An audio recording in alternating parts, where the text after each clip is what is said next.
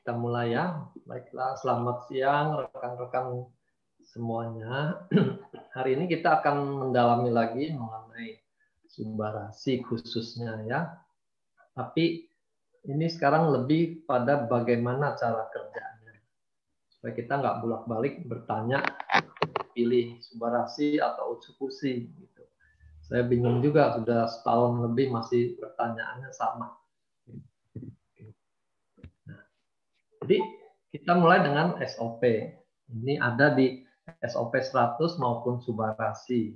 Ya. Jadi jangan juga orang makan SOP 100 dan subbarasi. Gitu. Aneh nanti kedengarannya.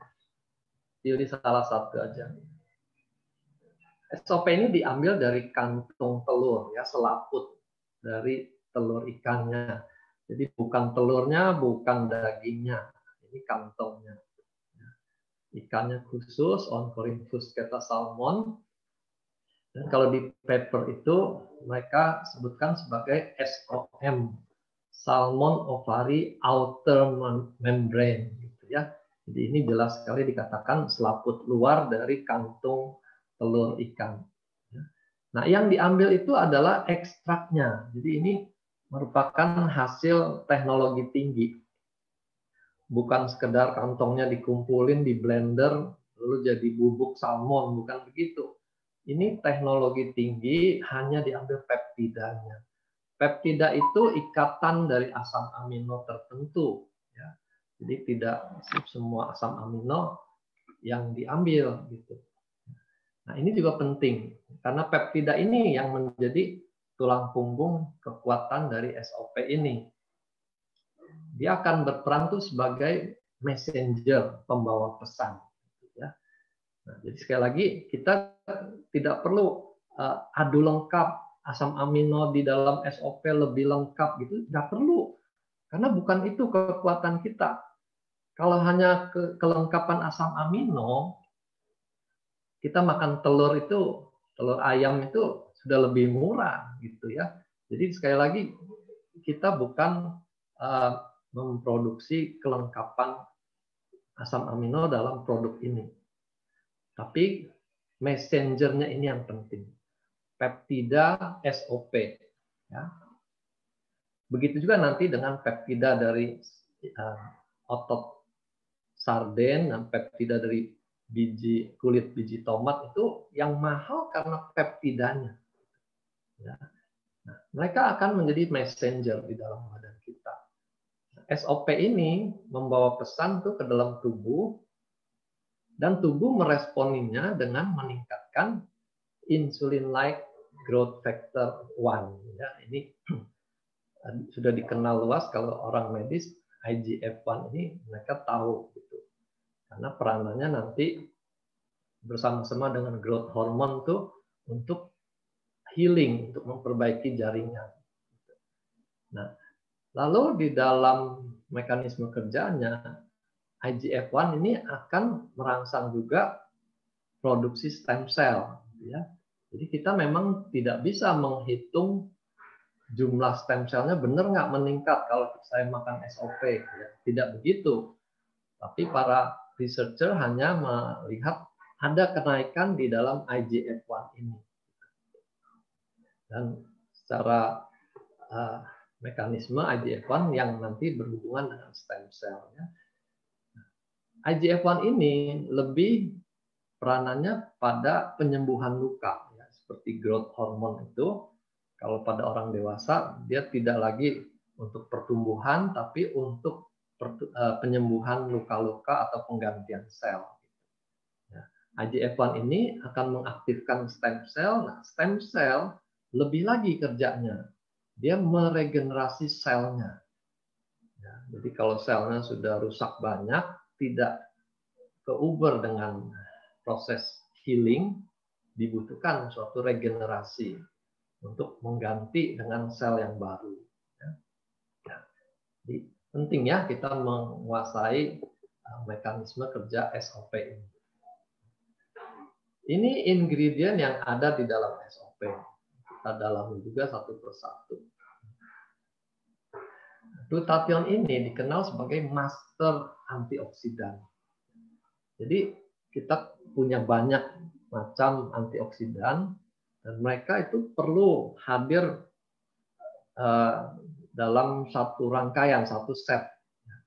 Jadi tidak cukup hanya makan vitamin C dosis tinggi, itu baru satu macam antioksidan. Dia perlu kehadiran antioksidan lain supaya kerjanya tuh sinergi. Dan glutathione dikenal sebagai masternya. Dia mendukung kerja semua antioksidan. Nah, antioksidan ini bekerja menangkal radikal bebas.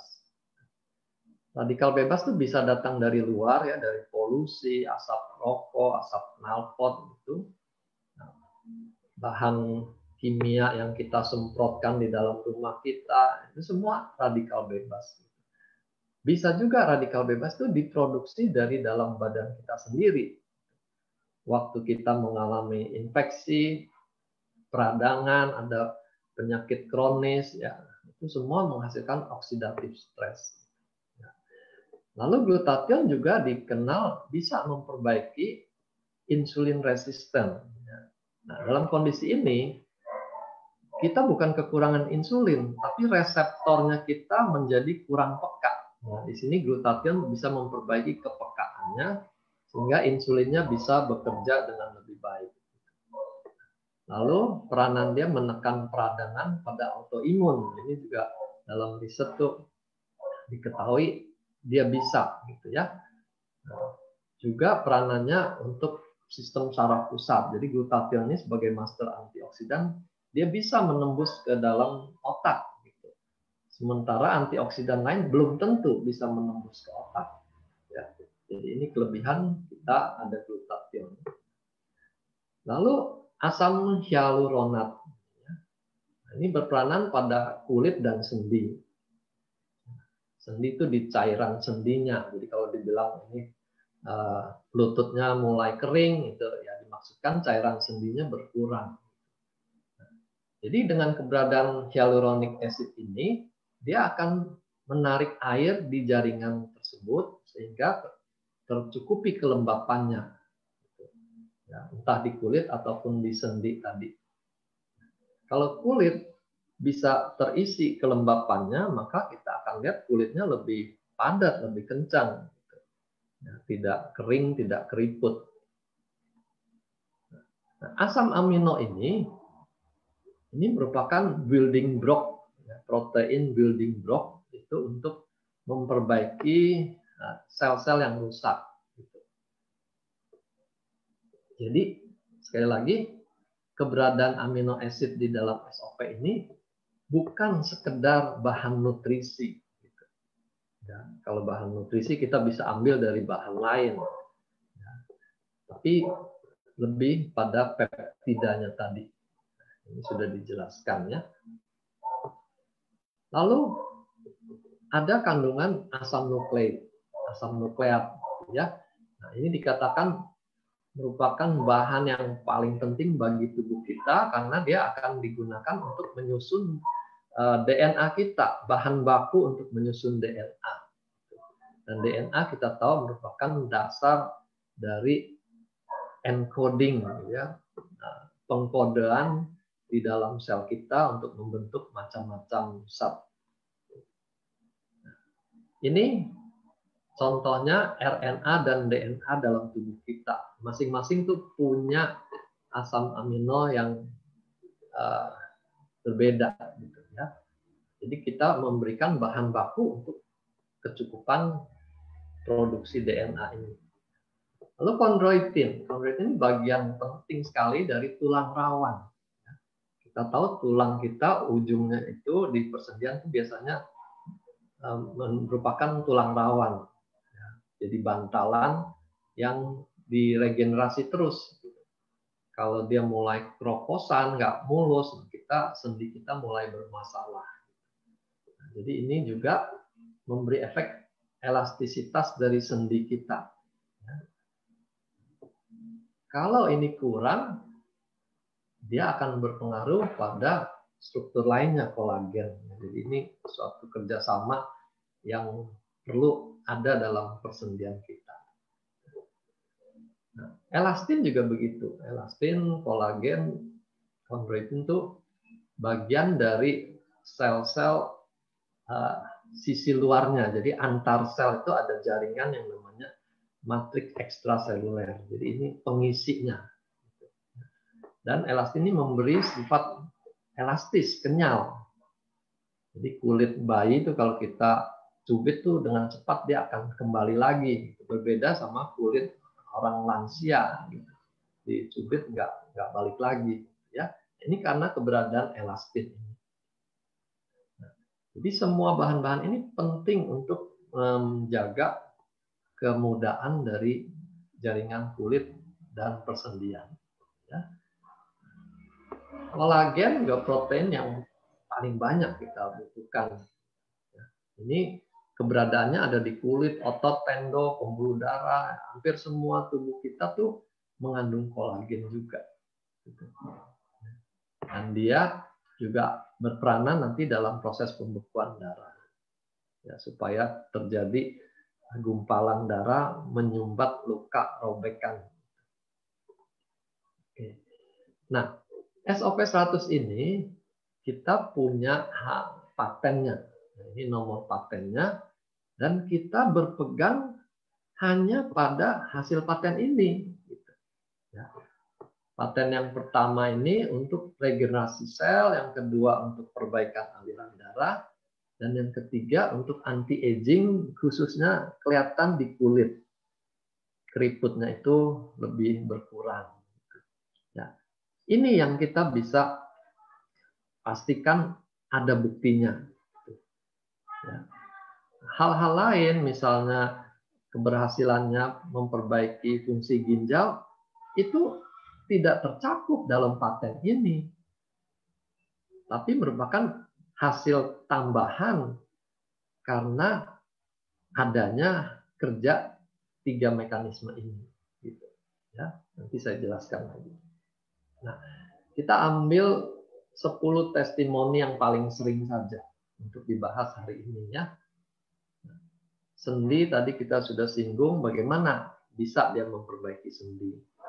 Karena ada regenerasi ditambah lagi bahan-bahan yang diperlukan oleh sendi. Ya, kolagen, elastin itu. Nah, diabetes juga begitu. Dia bisa membaik, pankreasnya bisa menghasilkan lebih banyak insulin karena terjadi regenerasi di pankreasnya. Gitu. Ya, ini merupakan suatu terobosan. Karena kalau obat-obat yang digunakan untuk mengatasi diabetes itu tidak memulihkan pankreasnya. Dia memang menurunkan gulanya, tapi pankreasnya tidak diperbaiki. Butuh kemampuan regenerasi untuk memperbaiki pankreas. Ya. Itu juga organ-organ lain itu semuanya tidak lepas dari peranan regenerasi dan perbaikan aliran darah. Ya. Itu kunci utamanya. Kita coba dalami lagi per penyakitnya. Ya. Oke. Nah, subarasi itu adalah khasiat SOP ditambah lagi 2 peptida yang baru. Ya. SOP-nya sendiri ditingkatkan menjadi 150 mg, ditambah peptida dari otot ikan sarden. Ya, jadi ini sekali lagi ini peptida diambilnya dari ototnya saja gitu. Jadi jaringan yang lain tidak. Gitu, ya. Dan hasilnya dia mempunyai efek antihipertensi. Sebaliknya yang satu lagi tambahannya peptida dari kulit biji tomat. Ini sudah dikenal dengan merek dagang Fruit Flow. Dia punya efek anti-agregasi trombosit. Jadi subarasi merupakan kombinasi dari efek SOP yang tadi kita sudah dengar, ditambah efek antihipertensi dan anti-agregasi trombosit.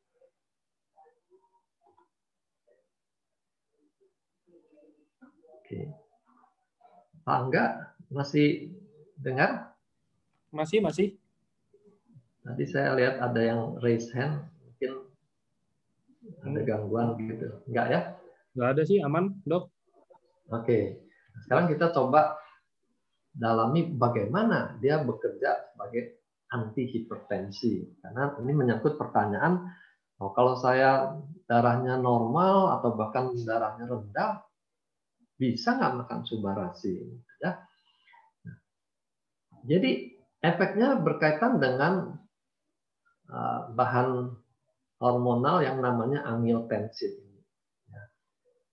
Angiotensin 1 itu diproduksi normal di dalam liver kita. Tapi dia sebagai bahan yang masih inaktif. Jadi kalau tubuh memerlukan baru diubah menjadi angiotensin 2 gitu ya. Jadi kalau angiotensin 2-nya tidak naik, tidak terjadi apa-apa. Karena ini normal ada dalam tubuh kita. Nah, kalau angiotensinnya naik, diproduksinya banyak dari angiotensin 1, baru terjadi perubahan pada pembuluh darah kita. Ya, pembuluh darah itu akan mengalami konstriksi, dia mengerucut gitu, menyempit. Karena di dalam pembuluh darah itu ada ototnya, jadi ototnya akan berkontraksi dan pembuluh darahnya mengecil diameternya. Nah, kalau terjadi itu, kita sebut tahanan perifer itu meningkat. Itu sama seperti selang tuh yang diameternya lebih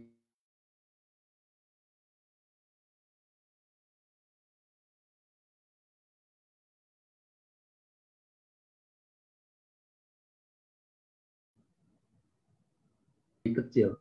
Itu selang lebih besar yang dikenal sebagai angiotensin converting enzyme, ACE. Ya.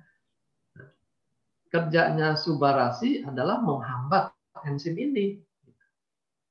Jadi kalau enzim ini dihambat, angiotensin 2 tidak terbentuk. Kalau dia tidak terbentuk, tidak terjadi hipertensi. Ya.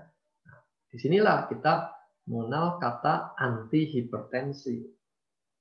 Ini berbeda dengan istilah hypotensive agent. Kalau hypotensive agent itu dia dengan sengaja menurunkan tensi. Jadi orang yang normal kalau makan hypotensive agent, turun tensinya. Itu tidak boleh pada sembarang orang. Tapi kalau dia anti-hipertensi, dia hanya mencegah angiotensin 2-nya ini meningkat banyak. Itu kerjanya. Berikutnya anti-agregasi trombosit. Trombosit juga dalam keadaan normal tuh tersedia dalam jumlah cukup, standby kalau ada suatu perlukaan, dia akan diubah menjadi trombosit yang aktif. Nah, trombosit aktif itu sifatnya tuh akan lebih mudah melekat satu sama lain, ya, karena selnya tuh berubah dari yang bulat mulus tuh menjadi berduri-duri, sehingga mereka dengan mudah melekat satu sama lain, juga melekat ke dinding pembuluh darah.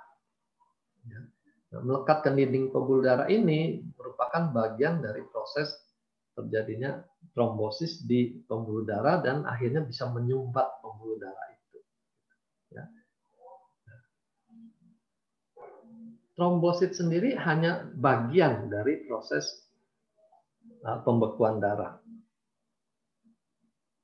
Karena selain sel trombosit dibutuhkan juga bahan-bahan kimia lain ya yang kita kenal sebagai zat pembeku darah. Jadi berbeda ya.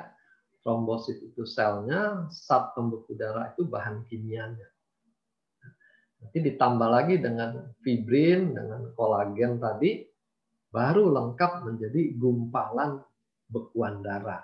Nah, ini yang menyumbat robekan pada dinding pembuluh darah.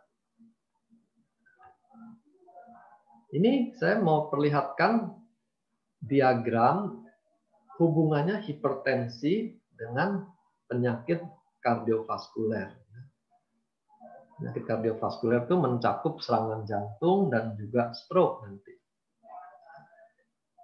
Jadi hipertensi ini, tekanan pada dinding pembuluh darah itu mengakibatkan suatu hemodinamik stres. Jadi setiap kali jantung pompa, terjadi tekanan pada pembuluh darah. tentu akan ada perlukaan di dinding pembuluh darah. Perlukaan itu nanti akan mulai menarik trombosit. Jadi ini satu bagian. Bagian yang lain yang terkait dengan hormon tadi, renin-angiotensin ini. Nah, kita bisa memblok di jalur renin-angiotensin ini dan juga memblok kerja dari trombosit di jalurnya yang sisi kiri ini, ya, karena hemodinamik stres ini.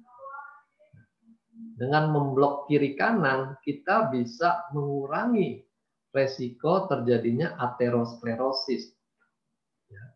Jadi terbentuknya plak-plak di pembuluh darah kita bisa kurangi kalau kita sejak awal sudah melindungi dengan subarasi ini.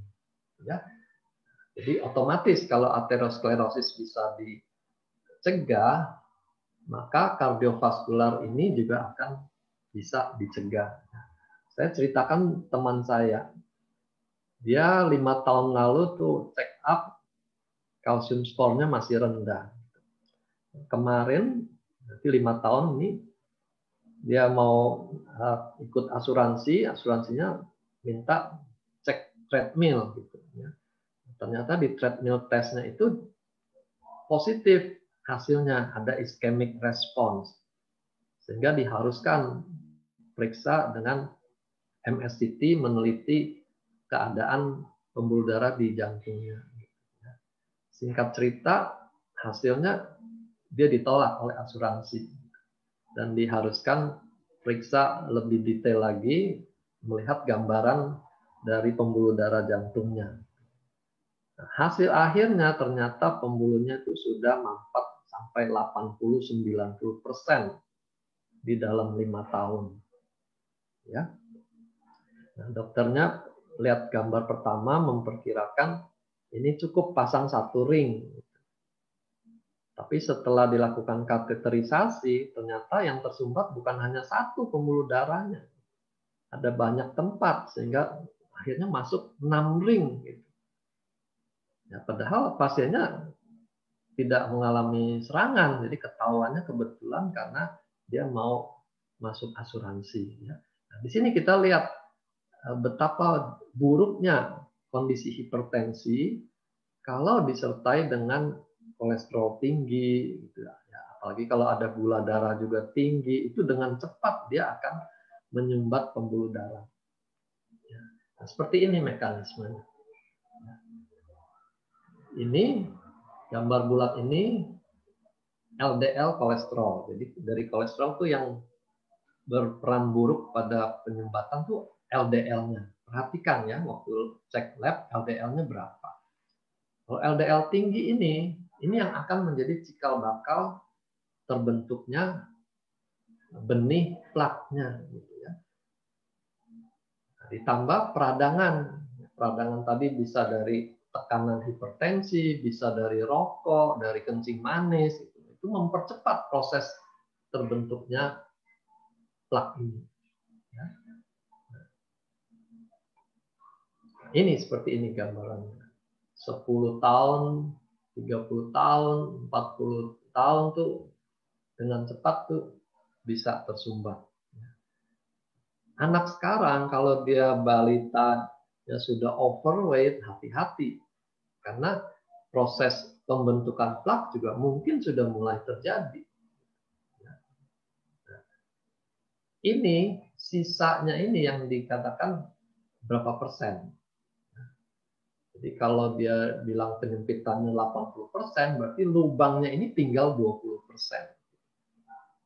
Dan kita tidak bisa hitung, oh 20% kalau mampet total tuh masih berapa tahun ya, gitu. Nggak bisa.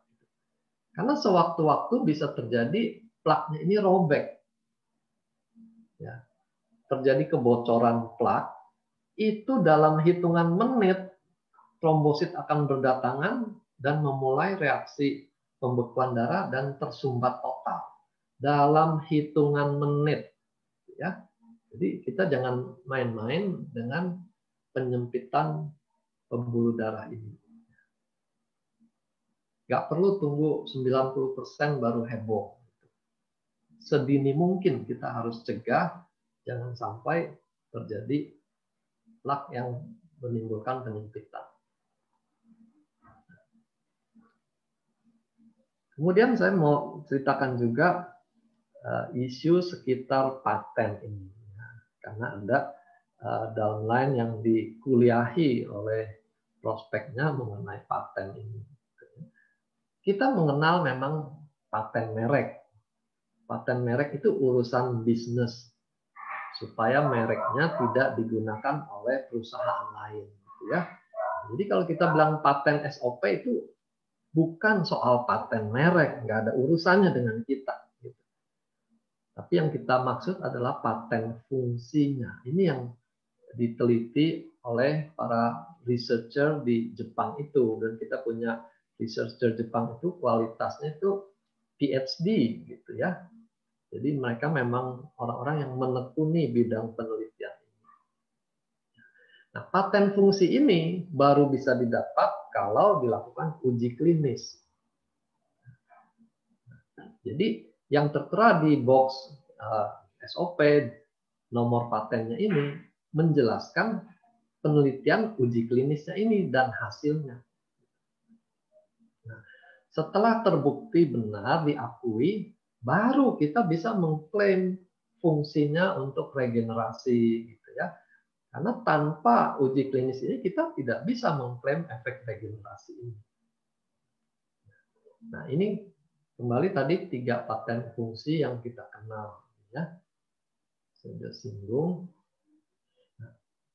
Fungsi perbaikan sirkulasi darah ini, saya ceritakan sedikit bagaimana mereka membuktikannya, ya. Itu mereka pakai alat, lalu diukur pulsnya, denyutannya di ujung jari-jari. Itu bisa menggambarkan seberapa elastisnya pembuluh darah yang ada di ujung-ujung jari. Makin tua, makin tidak elastis. Makin mengeras dia dan pembuluh darahnya juga makin kecil. Nah, jadi mereka teliti, ternyata setelah konsumsi SOP ini, terjadi perbaikan pulsasinya ini. Yang menunjukkan aliran di ujung-ujung jari itu lebih bagus daripada sebelum diberikan produk ini. Jadi ini bukti klinisnya seperti itu. Lalu yang ketiga, efek perbaikan kulit, mereka teliti struktur kulitnya itu juga dengan peralatan modern tuh. Mereka gunakan coefficient wrinkle, jadi nilai dari kerutan yang ada di kulit. Dan mereka dapatkan terjadi perbaikan sejak minggu kedua konsumsi SOP. Penelitiannya sendiri itu 8 minggu. Jadi di sini membuktikan bahwa terjadi perbaikan di tingkat struktur kulitnya. Regenerasi sel maupun aliran darahnya membuat terbukti pada kulitnya. Ya. Nah, klien ada yang mempertanyakan soal uji klinis. Ya, mana uji klinisnya? Tentu yang dia maksud adalah uji klinis terhadap suatu penyakit. Ya, kalau kita bilang ini bisa memperbaiki fungsi ginjal, klien khususnya orang yang tahu medis itu, dia akan langsung tanya mana uji klinisnya untuk sakit ginjal. Ya. Nah, di situ kita jadi terjebak dengan omongan kita sendiri. Ya. Produk Subarasi ataupun Utsukushi ini bukan obat untuk indikasi suatu penyakit tertentu. Ini ingat betul dah semuanya ya. Jadi kita bukan obat untuk penyakit A, B, C, D, E, itu bukan. Karena kalau kita mengklaim itu, kita akan diminta uji klinis untuk penyakit tersebut. Gitu. Dan kita tidak punya. Yang kita punya adalah uji klinis untuk paten fungsi dasarnya, regenerasi dan aliran darah. Kalau dengan regenerasi dan aliran darah fungsi ginjalnya membaik, fungsi pankreasnya membaik, ya itu otomatis gitu, secara alamiah itu terjadi. Jadi kita memang tidak punya uji klinis untuk suatu penyakit. Nah, lalu di dalam obat itu, kalau ada uji klinis untuk penyakit A misalnya, lalu penyakit B ternyata juga membaik, itu tidak boleh kita tambahkan ini hasilnya untuk penyakit A dan penyakit B gitu, nggak boleh. Itu harus ada uji klinis lagi untuk penyakit B, betul nggak dia bermanfaat. Itu namanya perluasan indikasi. Ya. Nah, bagaimana dengan Subarasi? Ya sama, kita bukan obat. Kalau dia ada perluasan fungsi melalui testimoni, oh ternyata dia juga bisa menumbuhkan rambut, oh ternyata haidnya juga jadi teratur, hormonnya jadi lebih seimbang gitu ya. Itu bukan perluasan indikasi. Itu memang fungsi organ di mana-mana mengalami perbaikan. Ya. Jadi kita jangan repot dibuat oleh pertanyaan mana uji klinisnya. Ya. Nah, ini contoh nih.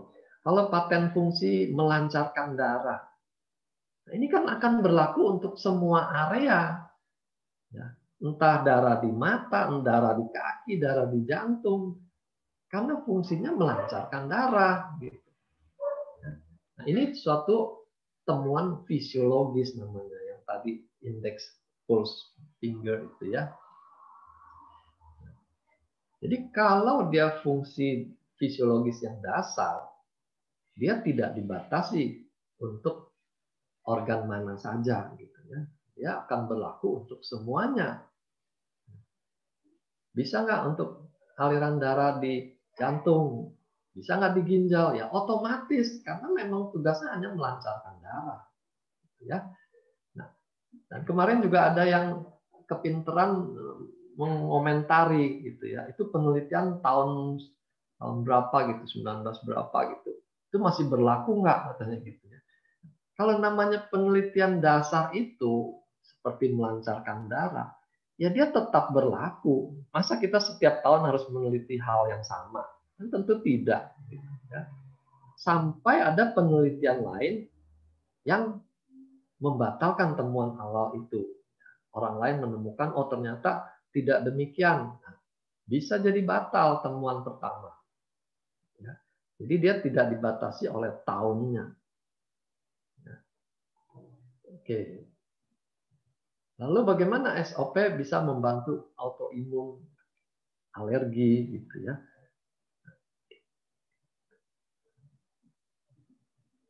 Autoimun, alergi ini termasuk reaksi hipersensitivitas sistem imun.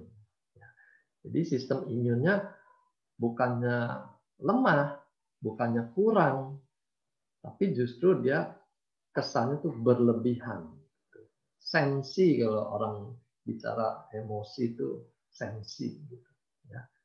Nah, jadi bagaimana Subarasi SOP bisa memperbaiki ini? Kita hanya bisa melihat dari ingredient yang ada itu mekanisme apa yang terlibat di dalam hipersensitivitas ini. Ya. Pertama, pada waktu terjadi alergi itu akan dilepaskan aneka bahan yang bersifat radikal bebas. Jadi keberadaan misalnya tadi glutathione itu dia akan membantu menetralisir radikal bebas ini. Dengan demikian dia mengurangi kehebatan rantai reaksi alergen dan antibodi. Ya. Kemudian antioksidan itu juga berperanan menekan peradangan. Karena kalau terjadi peradangan, reaksi itu tambah heboh gitu. Jadi banyak yang ikut campur, terjadi reaksi yang makin hebat. Sama seperti kalau gatal, kita garuk, makin bengkak. Itu karena terjadi inflamasi sehingga reaksinya makin menjadi-jadi. Lalu dengan daya regenerasi dia memperbaiki kerusakan sel. Baik yang terjadi setelah alerginya muncul atau sel yang menyebabkan hipersensitivitas ini. Nah, di dalam teori sistem imun ada sel yang namanya suppressor T atau nama lainnya regulatory T cell, gitu ya. Nah, dia yang bertugas untuk mengerem suatu reaksi inflamasi supaya jangan kebablasan. Nah, ada kemungkinan orang-orang yang autoimun dan alergi ini suppressor T-nya ini kurang kerjanya, kurang aktif, kurang baik. Dan kalau produk kita bisa menetralisir hipersensitivitas ini, secara teoritis kemungkinan karena fungsi suppressor T-nya ini diperbaiki. Dan kalau ini bisa membaik, maka toleransi terhadap alergen itu menjadi lebih tinggi. Dia jadi lebih toleran, tidak lagi sensi, gitu ya. Nah, kita bisa dapatkan ini memang melalui testimoni. Bagaimana orang yang bersin-bersin begitu sering dalam sehari, kok bisa berkurang semua bersin-bersinnya, nggak meleleh lagi. Itu kan jelas terjadi penurunan hipersensitivitas. Ya. Jadi kalau di tantangan mana uji klinisnya, itu urusan dokter lah untuk meneliti itu. Kita hanya mau ambil hasilnya aja. Yang penting orang yang alergi, dia bisa berkurang dan hidupnya bisa lebih nyaman. Ya. Lalu bagaimana SOP membantu penderita kanker? Kanker itu bersaing dengan jaringan sehat. Dia akan merusak sel-sel sehatnya, khususnya yang di sekitar dia. Karena dengan lemahnya jaringan sehat, si sel kanker ini akan lebih leluasa untuk berkembang. Salah satu, dia akan keluarkan zat-zat toksik, sehingga sel-sel di sekitar itu menjadi sakit. Dia keluarkan radikal bebas, keluarkan zat kimia yang bersifat asam, gitu. Lalu dia bisa bikin lingkungannya tuh jadi miskin oksigen, sehingga sel sehat kalau tidak dapat oksigen mati, sementara sel kanker tidak butuh oksigen bisa hidup, gitu ya. Itu cara dia untuk mendominasi lingkungannya. Nah, di sebelah kanan ini ada bukti berupa visual. Bagaimana sel-sel kanker ini mengeluarkan gelembung-gelembung cairan yang akan merusak lingkungannya. Dia bisa merusak sel sebelahnya. Ya. Sehingga sel sebelahnya juga mungkin DNA-nya bisa mengalami mutasi sehingga seperti tertular dengan kankernya ini. Ya. Nah, itu caranya. Jadi di dalam badan kita terjadi peperangan antara sel sehat dengan sel kanker ini. SOP akan meregenerasi sel yang sehat. Sel yang sehat, ya, dia tidak akan memperbanyak sel kanker, gitu. Karena sel kanker itu tidak bisa lagi dikontrol oleh sinyal-sinyal yang ada di badan kita. Dia mau memperbanyak dirinya sendiri, tidak peduli lagi sinyal yang ada di tubuh kita suruh berhenti, itu nggak bisa. Lalu dengan perbaikan aliran darah, sel yang sehat itu juga akan mulai mendapatkan darah segar lagi. Ya. Oksigennya juga akan meningkat dengan aliran darah yang baik. Lalu radikal bebasnya juga dinetralisir. Ya. Singkat kata, dia akan menguatkan jaringan yang sehat. Sehingga membantu perlawanan terhadap kanker. Nanti kalau ditambah dengan Utsukushi, dia bekerja mengaktifkan natural killer cell yang lebih spesifik lagi untuk melawan sel-sel yang berubah ini, bermutasi ini. Jadi kalau pada sel penderita kanker, kita butuh kedua produk ini. Gimana hipertensi? Tadi kita sudah singgung sedikit ya. Hipertensi itu secara alami itu memang bisa terjadi. Itu respon yang normal, yang fisiologis. Supaya suplai darah ke organ itu lebih banyak. Tadi saya sudah singgung ibarat selang tuh dipencet, maka semprotannya akan menjadi lebih kuat. Itu cara hipertensi untuk memperbanyak suplai darah ke organ. Nah, kalau dia suplainya sudah tercukupi, tensinya akan turun lagi secara otomatis. Nah, SOP ini membantu meningkatkan aliran darah.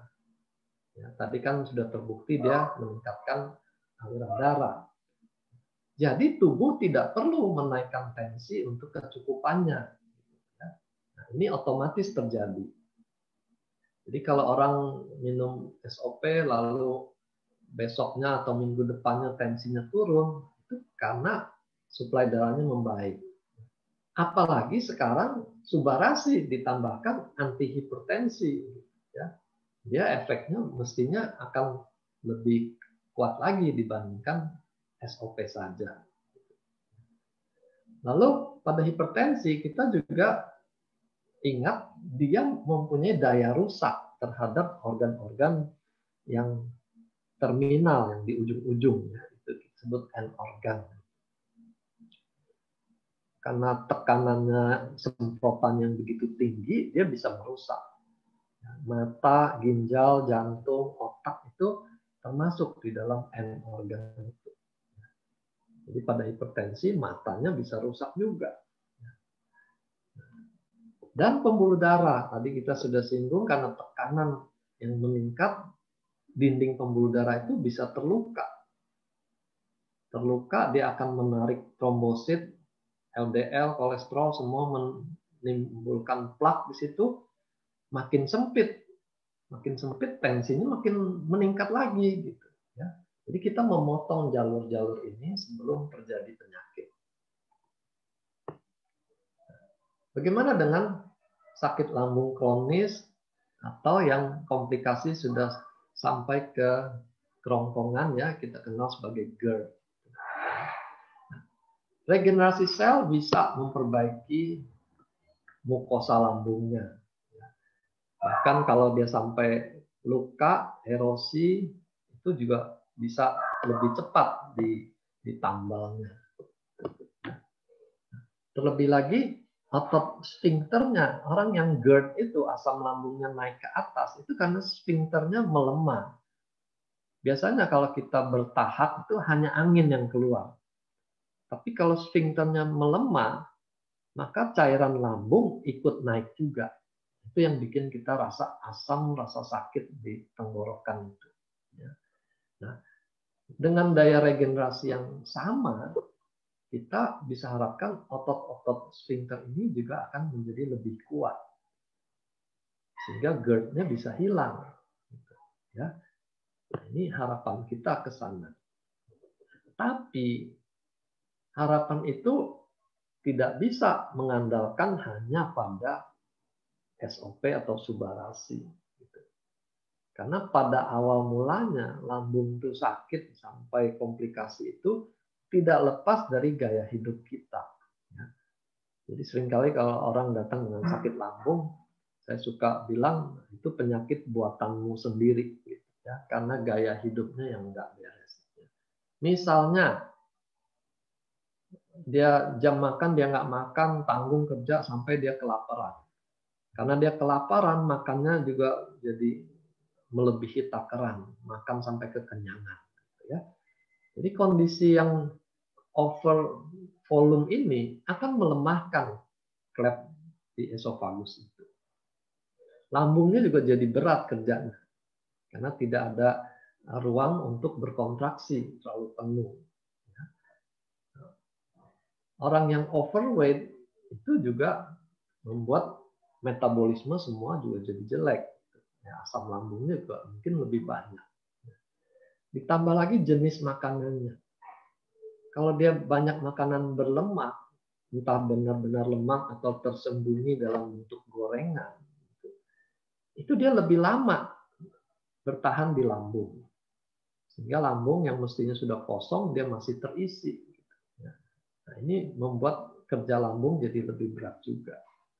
Satu lagi kebiasaan yang sering itu makan terburu-buru. Karena kejar tayang semuanya jadi buru-buru. Makan terburu-buru. Apa akibatnya? Akibatnya makanan yang mestinya digiling oleh gigi, dia oper ke lambung yang tidak punya gigi. Kita bisa bayangkan betapa beratnya kerja lambung mewakili kerja di mulut. Ya. Jadi ini semua akan membuat lambungnya bermasalah. Jadi sekali lagi kita tidak bisa hanya mengandalkan saya minum SOP sudah sekian box, nggak ada hasil. Ya, gaya hidupnya seperti ini bagaimana mau ada hasil? Nah, ini lain lagi untuk pertumbuhan rambut.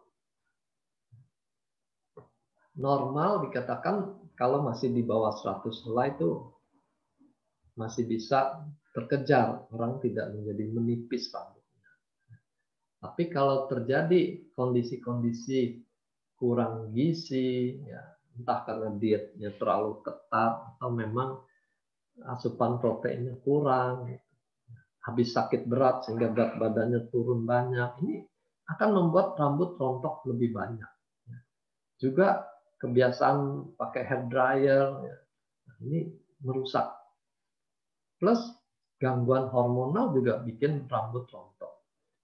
SOP bisa membantu ini pada hal-hal yang saya cetak hitam ini ya, kecukupan proteinnya lewat asam amino tuh kita bisa bantu. Tapi jumlahnya nggak banyak ya, jadi kita tetap perlu mensuplai protein dari sumber lain. Lalu hormonal imbalance juga kita bisa perbaiki. Usia kita bisa lawan gitu karena daya regenerasi kita. Tambah usia, stem cell-nya tambah sedikit.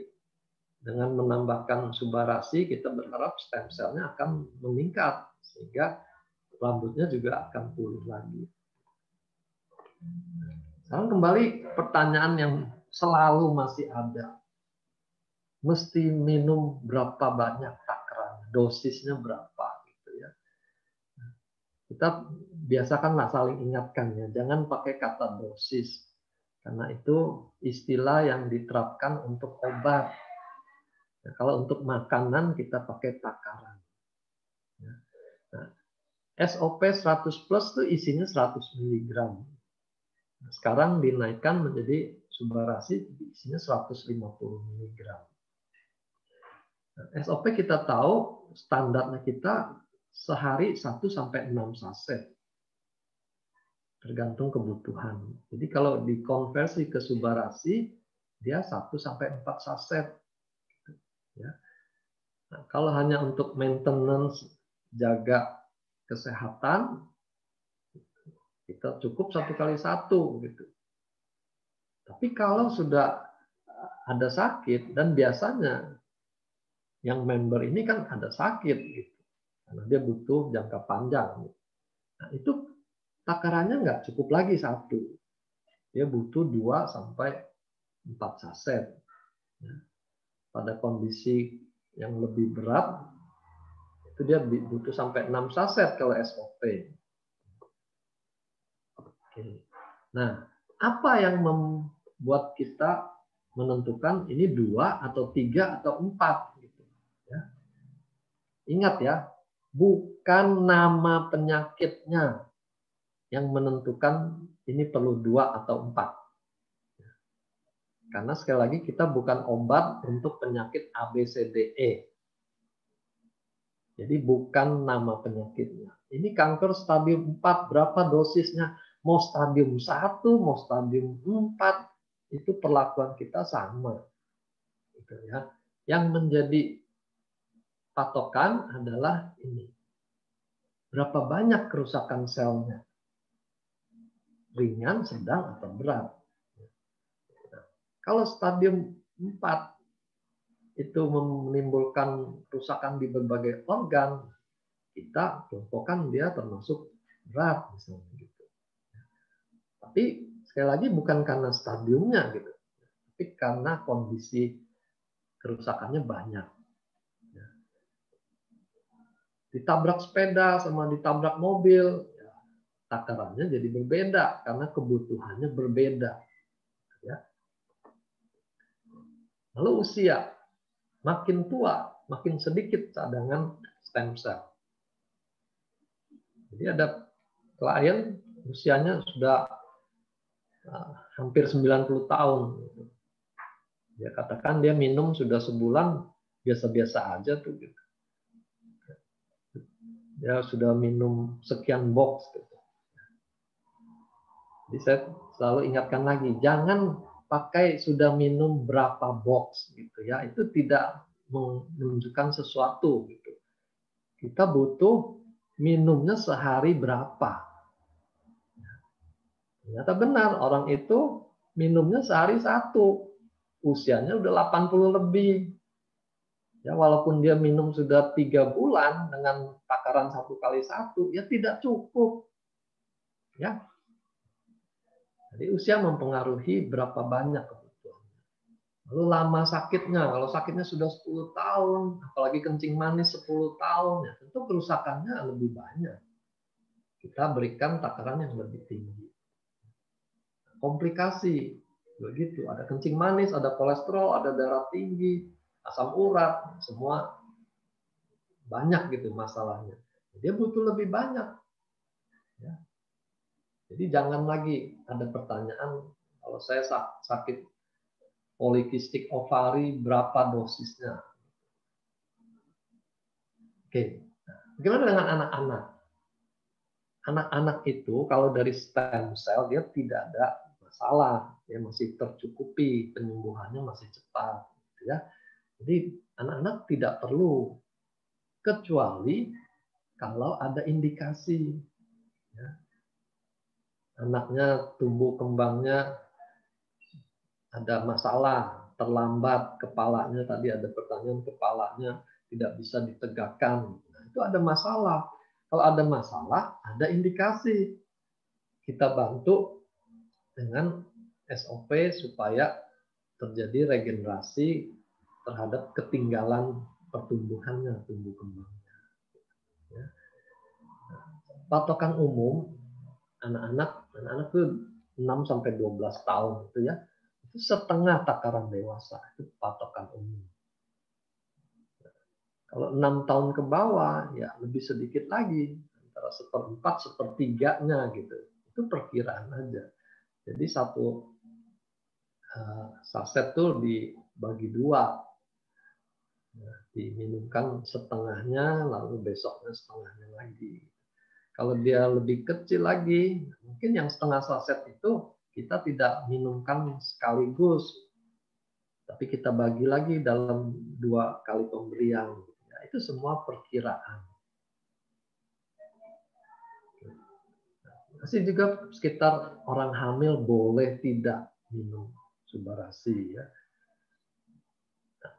Mereka yang sudah minum dalam program untuk hamil, lalu meneruskannya semasa hamil sampai lahir, dan anaknya itu sehat, gemuk gitu ya, tentu akan bilang minum aja nggak apa-apa, saya udah alamin kok aman misalnya gitu ya. Tapi ingat, kita nggak bisa mengandalkan testimoni perorangan lalu digeneralisir. Ya, hati-hati karena hasilnya kan nanti bisa beda. Kita ambil aturan umum saja. Ini berlaku di dunia medis ya. Kehamilan 3 bulan pertama, trimester pertama itu sebisanya hindari obat suplemen yang tidak benar-benar harus masuk. Ya.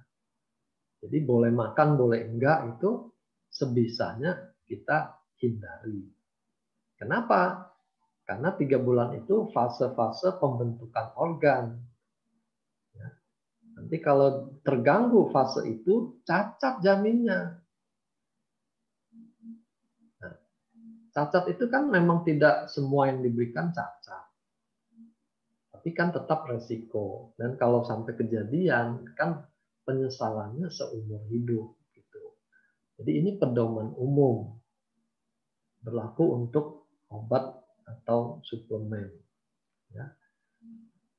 Kalau sudah di atas 3 bulan, organ-organ sudah lengkap, kita lebih beranilah memberikannya.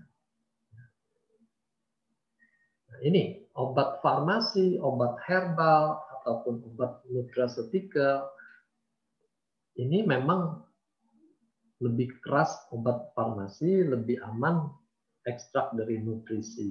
Ya. Tapi kita ambil yang paling aman, hindari 3 bulan pertama. Ya. Jadi sekali lagi, testimoni nggak apa-apa kok, aman-aman aja. Itu bukan pengganti riset.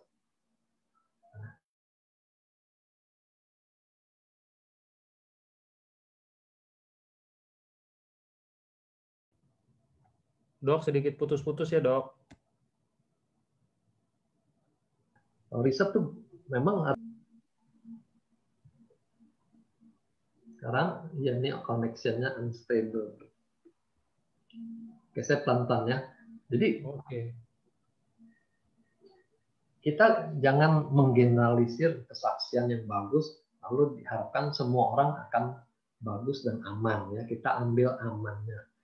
Jadi ini prinsip risk and benefit ratio. Apa untungnya saya berikan? Apa resikonya? Kalau saya tidak berikan, apa resikonya? Ya. Jadi balik lagi secara umum 3 bulan pertama kalau nggak penting-penting betul tidak usah. Lalu ada lagi yang spesifik menyoroti soal kondroitin. Dia cari di internet kondroitin itu tidak baik untuk ibu hamil misalnya gitu.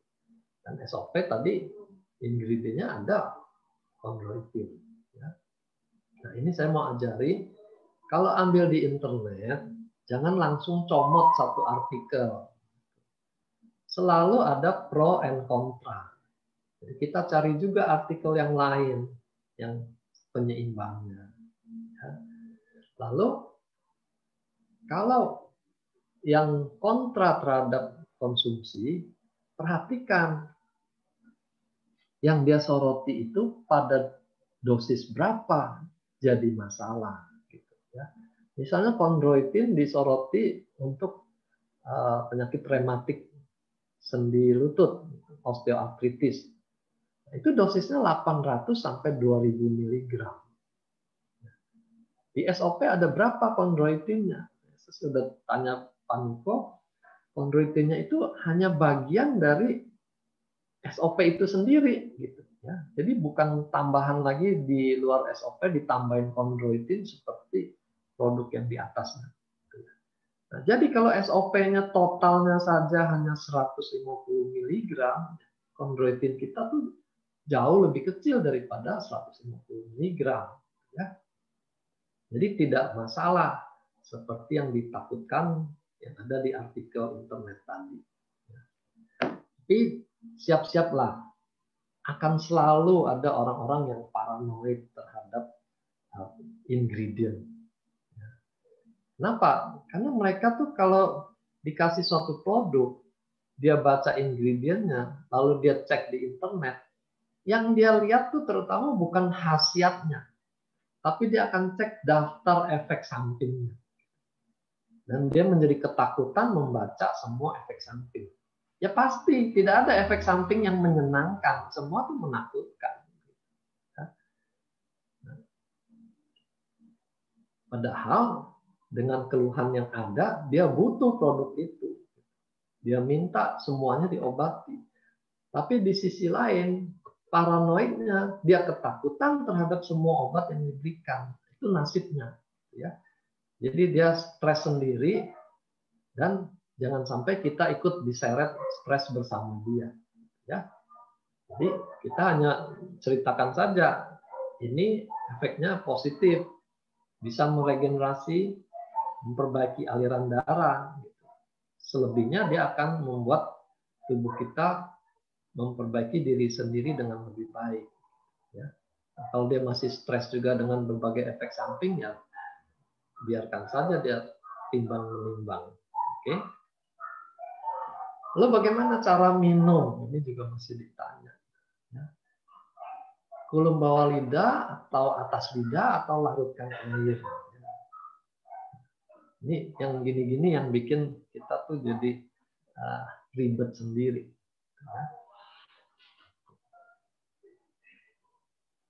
Kita minum langsung itu yang pasti ya. Kalau tidak ada air, sedang di mobil, sedang di kantor mau ambil air jauh misalnya, itu silakan langsung diminumkan di dalam mulut ya.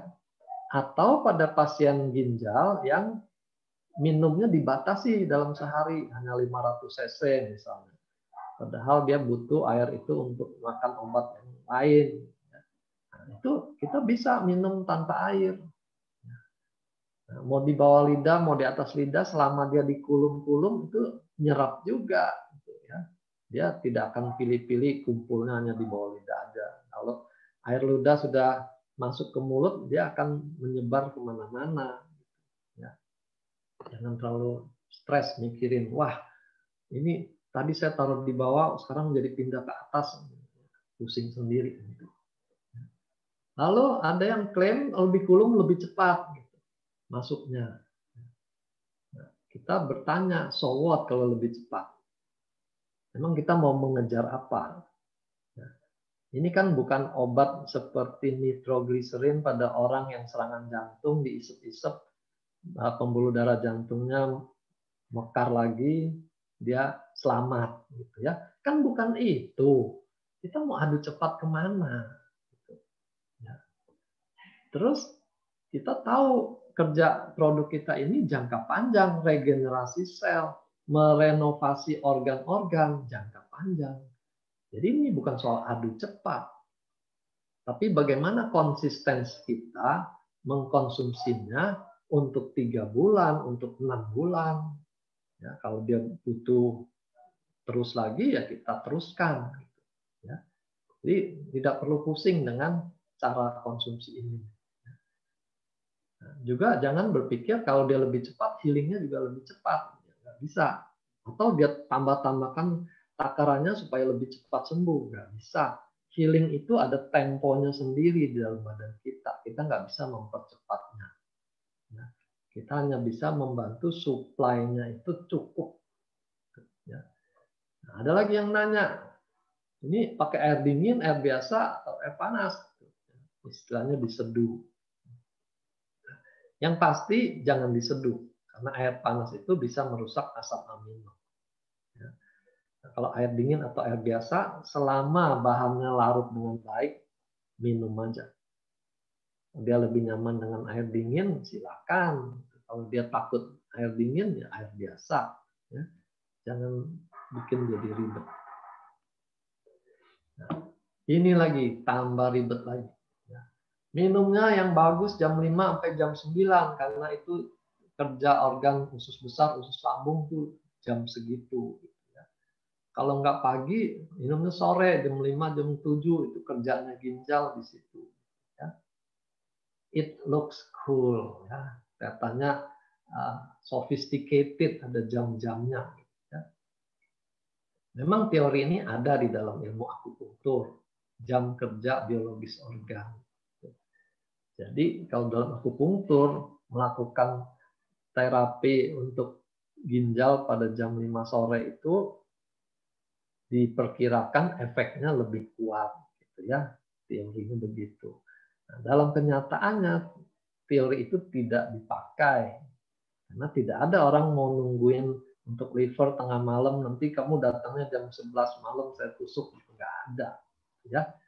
Jadi jangan pusing, jangan bikin jadi ribet. Nah, ini guyonan aja, hanya ada satu aturan, jangan makan waktu tidur, nanti keselak. Oke. Lalu detox, ini saya juga perlu jelaskan maksud detox itu apa, ya.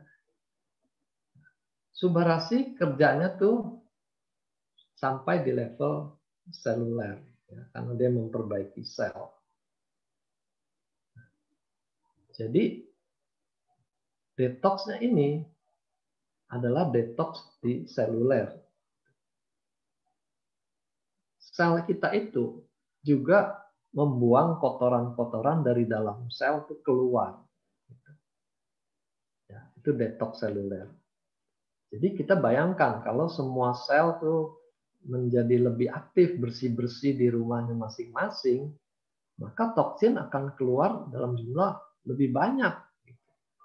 Nah, itu yang menimbulkan gejala detox. Seperti orang sakit gitu ya, kayak sumbung-sumbung nggak enak badan, mau ngapain juga nggak enak. Nah, itu seperti itu gejala detox. Atau kalau dia sedang menderita suatu penyakit, misalnya eksim gitu, kok sepertinya eksimnya tambah parah. Nah, itu bisa dari efek detox itu juga. Jadi kita tidak bisa bilang kalau sakit ginjal ini detox di ginjal, tambah lagi tabel kalau dia kejang-kejang itu detox di ginjal. Aduh, itu jangan dipakailah. Ya. Kejang-kejang itu suatu yang serius, kita nggak bisa bilang itu bagian dari gejala detox. Ya, itu mesti diperiksa kenapa orang itu kejang. Jadi detox itu bersifat umum. Lalu pengertian lain, kita membantu organ-organ detox, ya organ-organ yang memang punya peranan membuang kotoran, itu bekerja lebih giat, gitu ya. Misalnya ginjal itu membuang kotoran lewat urin. Liver itu menetralisir racun-racun, lalu dibuang lewat empedu itu keluar di usus. Gitu ya. Usus juga sampah-sampah yang nggak dipakai, toksin yang ikut masuk waktu kita makan tuh dikeluarkan di usus. Paru lewat kelenjar keringat dia keluar. Kulit itu ya. Paru tuh lewat udara pernafasan atau lewat lendir. Ini penting diingat ya. Paru kalau detox bahan yang tidak menguap itu berupa lendir. Jadi slamnya, reaknya itu bisa lebih banyak. Ya. Nah, detox itu sendiri, tubuh juga ada perlindungannya supaya dia nggak keracunan. Itu salah satunya lewat antioksidan yang dikeluarkan di tingkat seluler. Ya. Dari kita hanya tambahkan sedikit glutathione.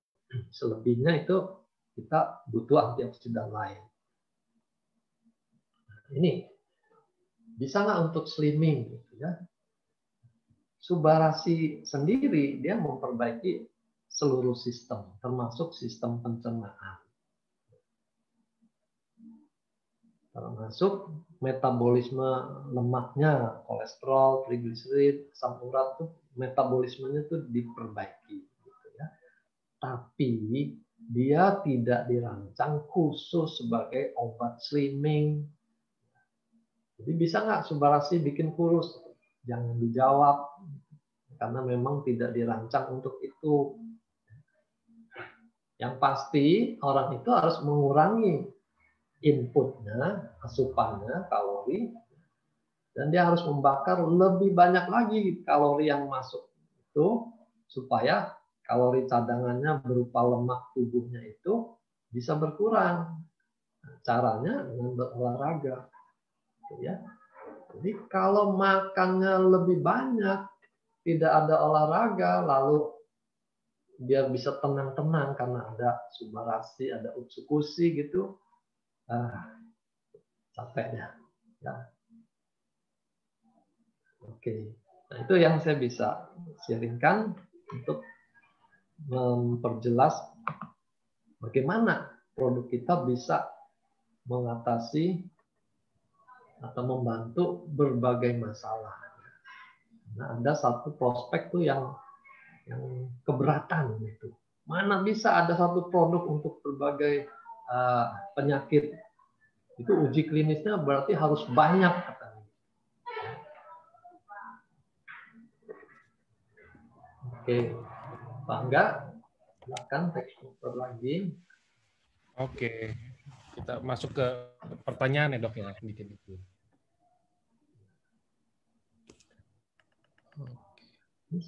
Share screen-nya sudah stop ya?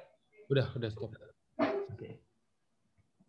Oke, selamat siang.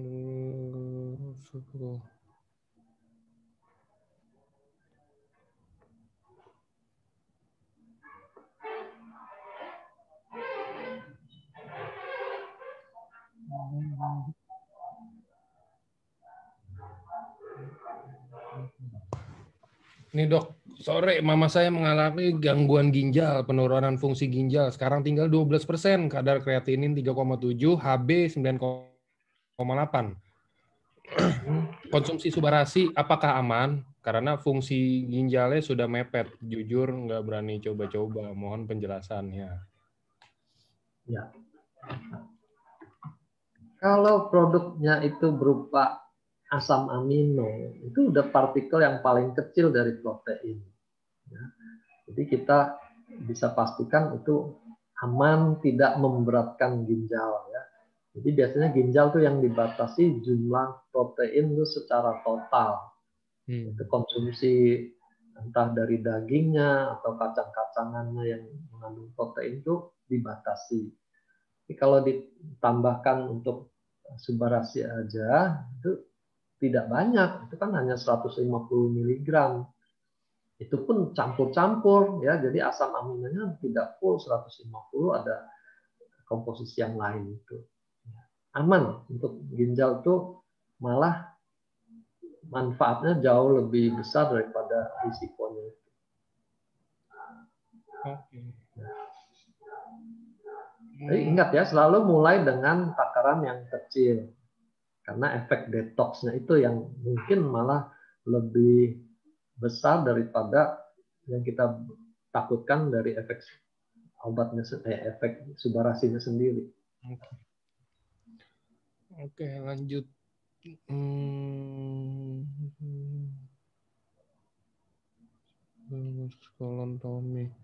Dok, saya mengalami usus bocor pasca operasi sambung usus kolostomi.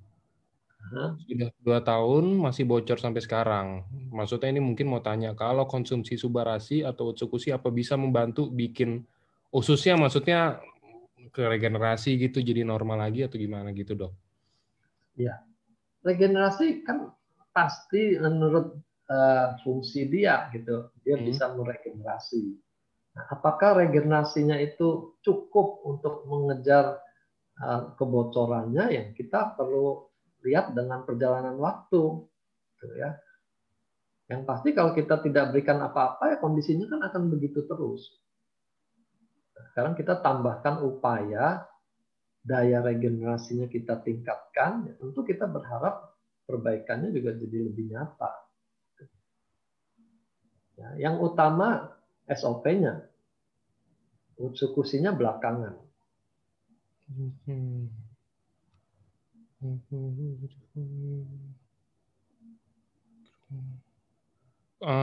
Izin bertanya, suami teman saya riwayat diabetes, kemudian jadi jantung, dan sekarang udah pasang 3 ring di sebelah kanan jantung. Beberapa hari lalu positif COVID, sekarang sudah non-reaktif, saya sudah memberikan info untuk konsumsi Subarasi. Nah, cuman sekarang permasalahannya, kira-kira kalau dengan riwayat seperti tadi, konsumsi Subarasinya itu per harinya berapa? Balik lagi kan, nggak peduli mau ringnya 1, 2, 3 gitu loh.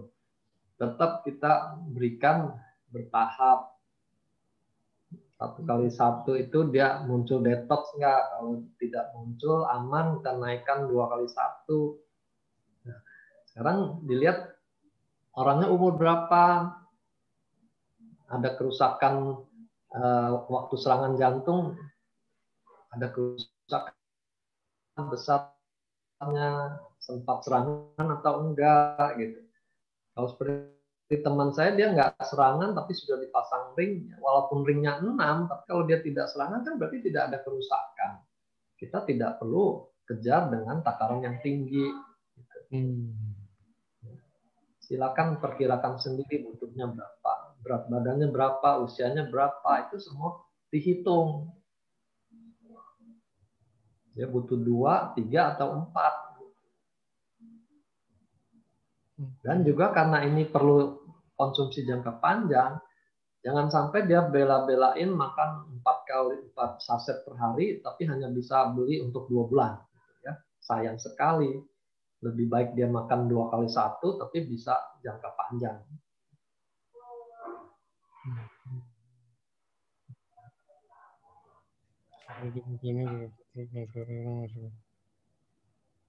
Oh, sore dok, saya mau tanya, kalau untuk yang kena stroke dan sekarang masih sedang di RS, masih pakai sonde untuk makan dan minum, fungsi lidah tidak berfungsi, dan batuk mau keluarin dahak juga belum bisa. Nah, ini mungkin nanya kali ya, konsumsinya gimana dok, kalau tetap mau dicoba dikasih Subarasi gitu.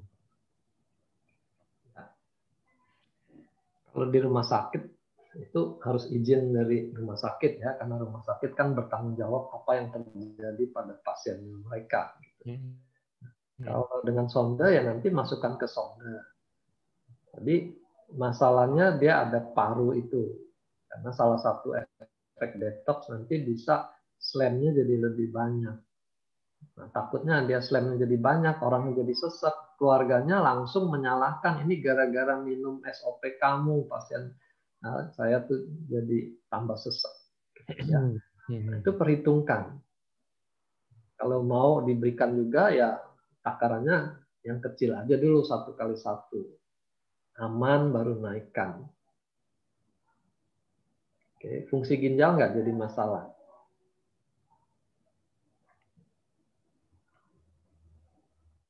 Lanjut. Oke, lanjut. Dok, kalau ada pasien indikasi kanker, katanya kanker di bagian ginjal dan di liver.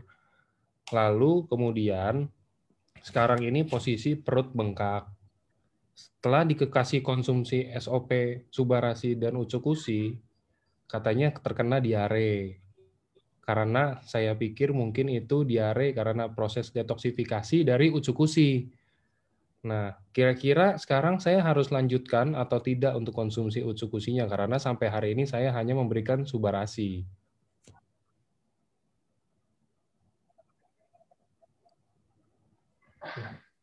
Jadi kalau sampai diare itu pertama berapa banyak sih yang diberikan? Karena SOP sendiri pada takaran tinggi itu memang bikin diare, dia ada efek laksatifnya. Itu makanya selalu prinsip kita, jangan ini penyakitnya berat, hantam dosis tinggi, nggak ada. Malah dia bikin efek samping jadi bumerang buat kita. Ini gara-gara obat kamu jadi begini. Jadi Subarasi aja dulu, kalau aman baru tambah Ucukusi.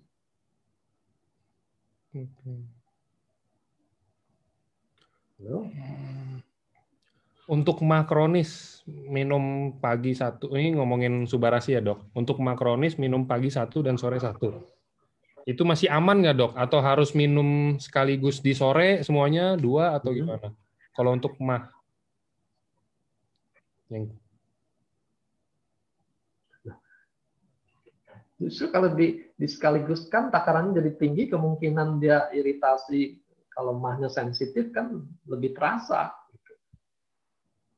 Justru kalau bisa malah kita pecah sehingga tidak terlalu mengganggu lambungnya. Ya, ingat orang kalau sakit lambung itu mahnya jadi sensitif. Apa saja tuh bisa membuat dia rasanya tidak nyaman. Ya. Jadi tipsnya justru kita mengurangi iritasi langsung. Kalau perlu minumnya sesudah makan. Kalau perlu jangan sekaligus dihabiskan semua, tapi dipecah minumnya. Nanti setengah jam lagi, 1 jam lagi baru minum lagi. Gitu.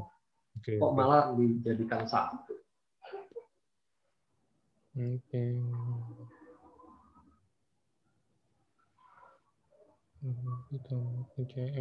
Untuk orang hernia itu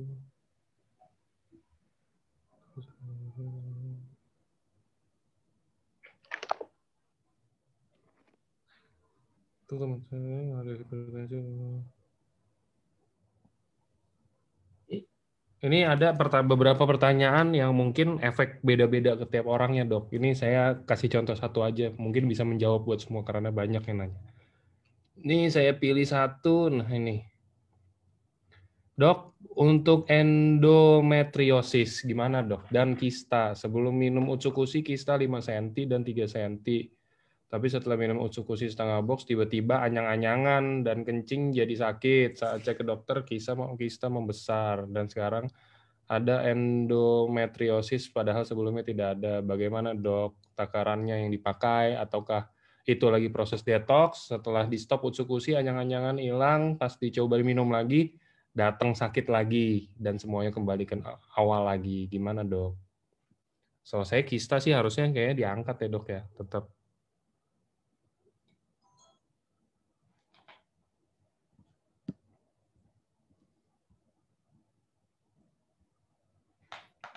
Teman dokter Wijayanya DC lagi disconnect dulu nih, tunggu sebentar ya teman-teman.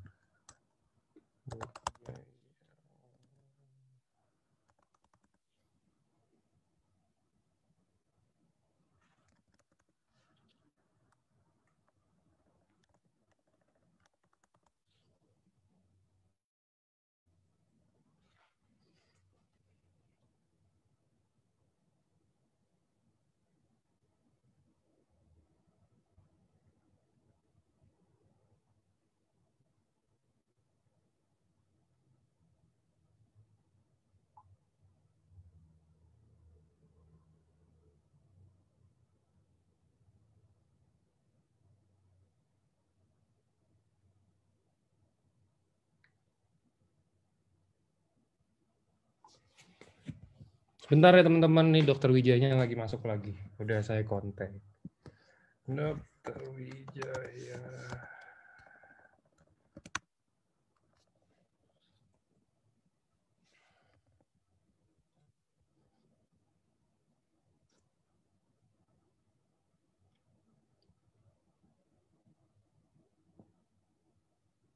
Ya, ini saya cuma mau ada jelasin dikit aja. Mungkin kalau yang ada nih banyak saya lihat pertanyaannya kayak, iya saya tadinya misalkan sakit perut, buang air besar sehari misalkan 5 kali, tapi kenapa setelah saya konsumsi Subarasi atau saya setelah konsumsi Utsukushi, buang air besarnya jadi 8 sampai 9 kali misalkan, naik 4 kali dibandingin yang sebelum saya konsumsi, itu kenapa sih? Biasanya kan kalau kayak begitu yang tadi udah dijelasin sama dokter Wijaya, kita harus tahu dulu kita itu ada riwayat mungkin memang sebelumnya ada penyakit apa, kita ada gangguan apa, terus kita konsumsinya berapa banyak, dan ya kalau kalau konsumsinya kelebihan kan ada laksatifnya, efek laksatif yang kayak tadi dokter Wijaya bilang.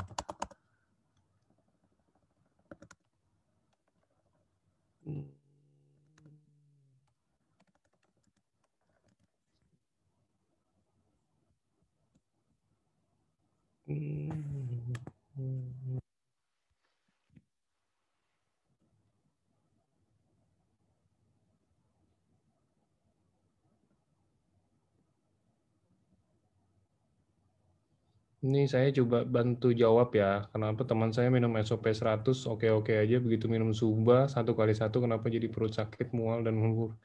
Soalnya sama aja Pak, itu kalau untuk yang SOP 100 sama Subarasi. Justru jadi gini loh, ibaratnya konsumsi SOP-nya itu kan, misalkan tadinya nih kayak saya contoh, misalkan saya konsumsi SOP tuh harusnya 2 kali 1, misalkan 2 kali sehari, tapi karena ada Subarasi, jadi saya konsumsinya cuma 1, misalkan cukup gitu loh. Maksudnya ya belum bisa nutup yang 2 itu sih, cuman ya seenggaknya lebih mending dibandingin 1 juga. Jadi itu sebenarnya semuanya tuh sama yang di dalamnya, cuman ditambahin marin placentanya kan ditambahin 50%, terus ada beberapa ditambahin ingredient-ingredient baru kayak kulit bijinya tomat. Jadi bukan kulit tomat loh teman-teman, kulit kulit biji tomat. Jadi biji tomat ada selaputnya, ada kulitnya diambil.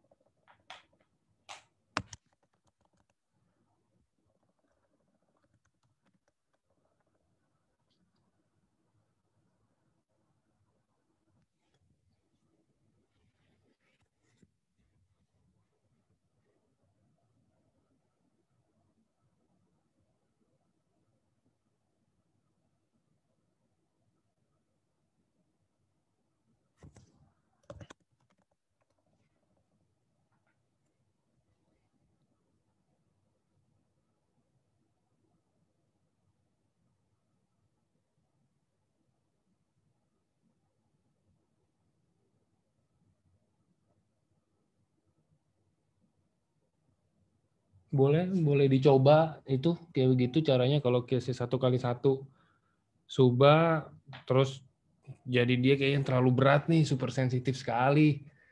Ya udah dikurangin aja, dicoba dulu aja. Itu kan sebenarnya gini loh, kalau misalnya kita konsumsi subarasi kan ini bukan yang kayak pasti nih emang dosis lu segini, takaran lu segini, enggak. Itu kita trial and error karena yang tahu tubuh kita kan kita sendiri. Kayak contoh saya udah pernah coba misalkan konsumsi SOP 3 nggak kenapa-napa ya, berarti saya konsumsi subarasi 2 yang nggak akan kenapa-napa gitu. Trial and error kan maksudnya saya yang tahu nih badan saya kuatnya semana apa gitu, itu kita doang yang tahu. Kalau kita ngomong berdasarkan dari Zoom ini, kita ngomong ke dokter juga kan pasti ntar dokter butuh mungkin kita umur berapa, kita butuh punya riwayat apa aja, apa kan harus ada datanya. Tapi kalau kita sendiri kan kita yang tahu kita mau konsumsinya berapa banyak. Nah, nih Dokter Wijaya udah masuk.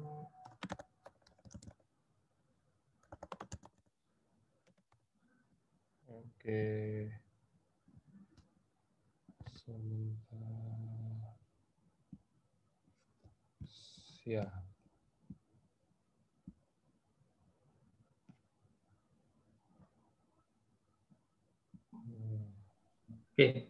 Oke, lanjut Dok. Kemana tadi ya? Nah, saya cariin. Enggak, tadi kan maksudnya banyak yang ini Dok, yang nanya kayak contoh saya tadinya sebelum konsumsi subarasi, misalkan tadi saya ada kasih contoh, misalkan saya buang air besar sehari 5 kali nih, emang itu udah aneh kan 5 kali sehari saya buang air besar. Terus setelah saya konsumsi subarasi atau utsukushi sehari saya buang air besarnya jadi 10 kali. Kenapa ya bisa kayak begitu? Apakah ada yang beda ya? Kenapa maksudnya saya konsumsi subarasi atau utsukushi kenapa malah jadi negatif gitu loh? Ya. Tubuh saya. Satu memang takarannya kan lebih banyak SOP-nya. Terus kedua ada tambahan baru, tentu tubuh itu ada saja yang berespon terhadap sesuatu yang baru. Jadi kita perlakukan seperti kita mulai lagi dari produk baru gitu, adaptasi lagi, start low go slow lagi gitu. Jangan langsung khawatir ini karena nggak cocok gitu ya. Adaptasi itu perlu.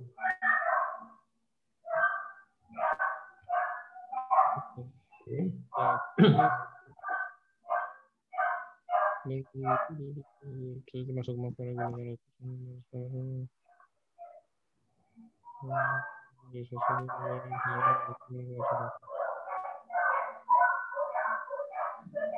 ya mungkin itu bisa membantu. Ini masih banyak kan yang kayak tadinya misalkan udah kena penyakit osteoporosis. Ini saya bacain deh. Osteoporosis di lutut kanan, minum subarasi selama seminggu. Hari keempat udah oke banget. Lalu sempat stop karena nunggu subarasi inden. Nah, yang 7 saset kemarin dapat trial dari teman. Lalu sakit lagi lututnya waktu nggak minum subarasi. Sekarang udah minum lagi dengan dosis 2 saset per hari. Terus malah terasa kaku, nyeri lagi, dan kaki kirinya juga jadi sakit. Itu kira-kira kenapa tuh, Dok? Kalau osteoporosis, jangan mimpi dia akan membaik dalam 1 minggu atau 1 bulan. Ya. Regenerasi tulang itu kan lebih kompleks lagi. Gitu ya. Nah, kalau keluhannya membaik, itu bukan karena osteoporosis yang membaik. Itu mungkin kondisi sekitar sendinya yang membaik. Aliran darah di ototnya, radangnya bisa ditekan lebih ringan gitu. Itu yang membuat nyerinya sepertinya menghilang gitu. Ya. Tapi kondisi dasar osteoporosisnya itu butuh waktu. Dan kita mungkin tetap harus kombinasi dengan obat medis yang terbukti secara klinis itu bisa menumbuhkan tulang gitu. Ya. Jadi di situ jangan di stop obat dokternya lalu diganti dengan produk ini. Bukan itu tujuannya. Oke. Kombinasi aja. Siap. Oke, lanjutnya. Ini Dok, ada yang sakit stroke terus dia coba minum SOP 100+, tapi katanya selama minum itu jadi sering sakit sendi. Tangannya sakit, kaki kanan juga sakit, yang kiri enggak. Ini mungkin mirip sama yang tadi ya, Dok. Terus Ya, sakit sendinya itu nyut-nyutan, kadang muncul, kadang hilang. Udah mau sebulan konsumsi SOP 100 plus. Kalau misalkan efek dari SOP 100 plus udah mau sebulan kok belum hilang ya. Nah, itu gimana kira-kira kalau dari yang ini? ya. Jadi kalau dia sakit di otot-otot itu salah satu yang saya sering temukan tuh ototnya tuh memang banyak kristal-kristal atau endapan-endapan yang sudah lama ada di situ. Jadi Subarasi waktu dia detox bisa saja itu endapannya jadi tambah banyak juga karena bongkar-bongkar kotoran dari dalam sel tuh. Nah, sementara yang numpuk di luar tuh sudah banyak. Nah, di situ kita perlu minum airnya yang diperbanyak supaya pembilasan di sel antar sel itu lebih cepat terjadi. Dan dibuang ke ginjal, dibuang ke liver gitu. Lalu untuk lokal areanya otot itu mungkin dia perlu massage supaya jangan numpuk di ototnya. Jangan lupa massage itu terapi yang paling tua di dunia ini. Ada manfaatnya tersendiri. Ya intinya jangan semua tuh ditumpahkan. Saya sudah minum Subarasi kok nggak ada efek, tambah sakit. Nah, tindakan yang lain tuh dilakukan juga dong. Gitu. Oke. Kalau anak umur 7 tahun jatuh, tulangnya retak, perlu nggak sih dok Subarasi? Atau didiemin aja karena masih umur 7 tahun? Didiamin sama dilakukan sesuatu ya tentu lebih ada efeknya dilakukan sesuatu. Berikan aja ya, sambil tetap dipikirkan itu retaknya itu membahayakan nggak kalau anaknya aktif bermain. Jangan-jangan kena dorong dari retak tuh menjadi patah. Lalu nanti salahkan lagi, ini Subarasi minum kok malah jadi patah gitu ya. Kita gunakanlah nalar kita yang sehat. Fungsinya dia adalah suportif, pendukung, bukan pengganti segalanya.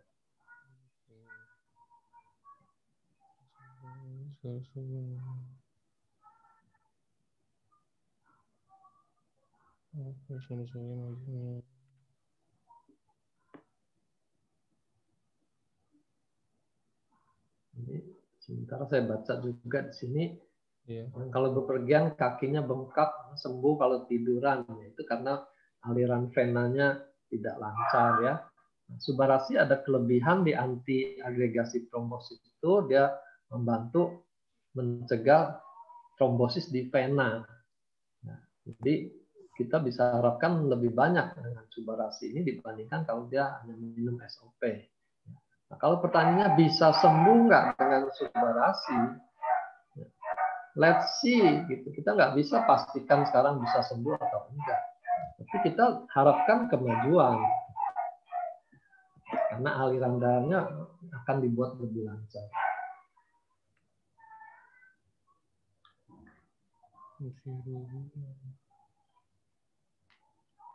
Nah, ini ada lagi. Sore dok mau tanya, untuk pengidap trisomi 21, 4 kelainan jantung, TOF, tetralogy of Fallot, dan transient leukemia, usianya udah 2 bulan.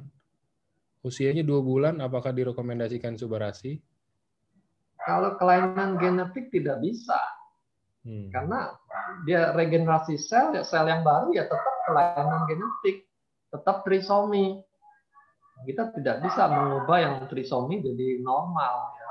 Regenerasi sel itu yang menghasilkan sel yang dari asalnya itu seperti apa ya diperbaiki.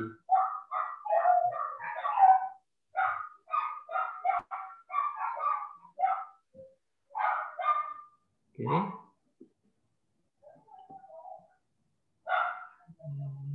Dokter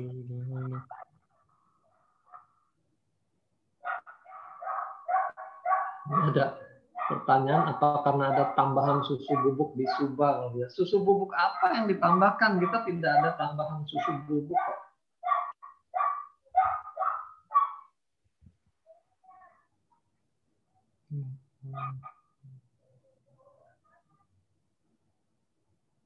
Ada yang tanya berapa miligram kandungan fruit flow. nanti tanya Pak Niko lagi dah. Jadi buat dari saya sih itu sudah diperhitungkan para researcher, ya. Kita ambil gampangnya aja.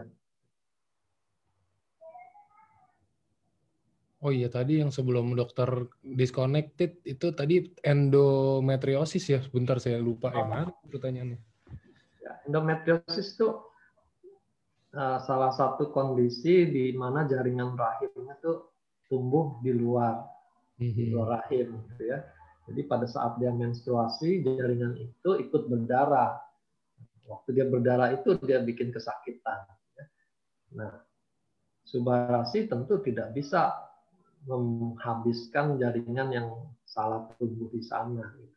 Tapi kita bisa membantu menekan peradangannya, menyeimbangkan hormonnya, sehingga nyerinya mungkin bisa berkurang walaupun endometriosisnya tetap saja ada di situ.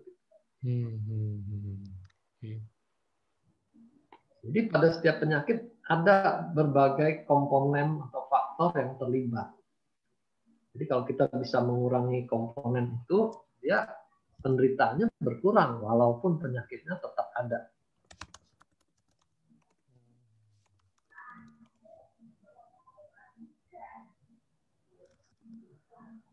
Oke.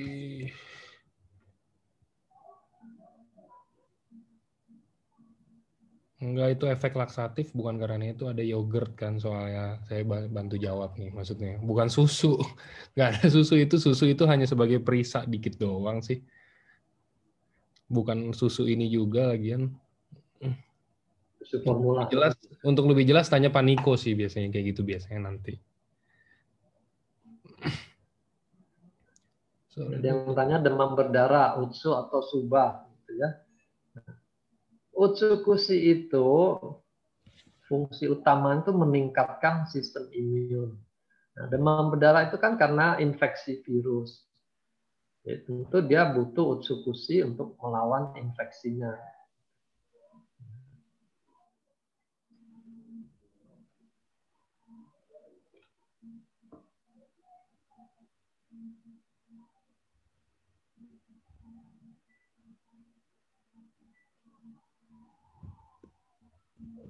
Ini ada yang tumor payudara kanan, juga pertanyaannya soal takarannya berapa, gitu ya. Jadi bukan soal tumornya di kanan atau di kiri, ukurannya seberapa, gitu. Tapi klinisnya bagaimana? Kalau berat badannya oke-oke, makan semua masih bagus, kan kita bisa perkirakan dia tidak bikin kerusakan yang banyak. Kita mulai saja dengan 2x1. Diobservasi apakah ada perbaikan. Kalau kurang kita naikkan 3x1 sampai 4x1. Kalau cancer tuh bisa sampai 6 saset per hari, ya. Asal dia tidak bikin efek laksatif itu. Jadi kalau 6 saset dia mencret, ya jangan dipaksakan, turun lagi.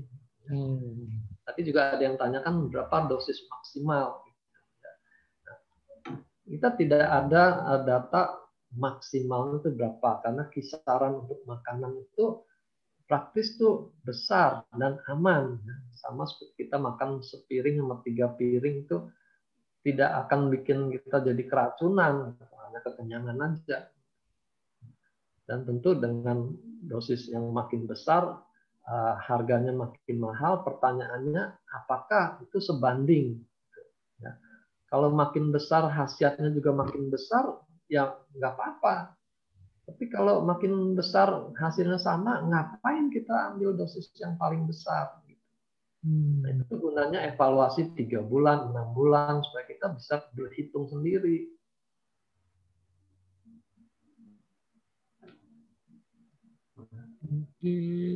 Sudah lama 2012.